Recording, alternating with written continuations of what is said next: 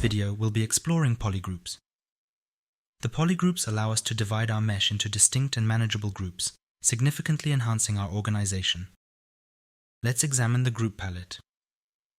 This can be found as a sub-palette within the tool menu. To make polygroups visible, we need to enable the object grid, also known as the wireframe. Let's quickly create a mask selection, and then click Auto Groups to demonstrate the process. Now we can see two distinct colors on our object. These are our two polygroups.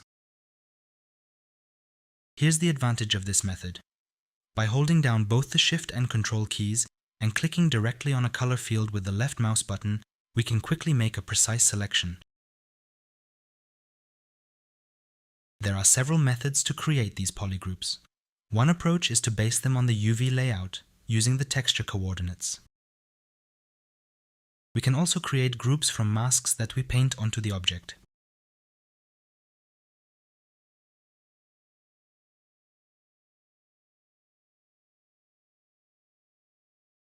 In the same way, groups can be formed from polypainting,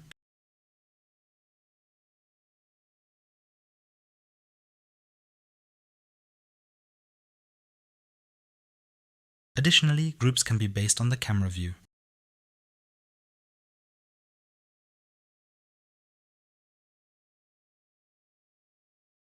Finally, we can merge groups with the same color selection.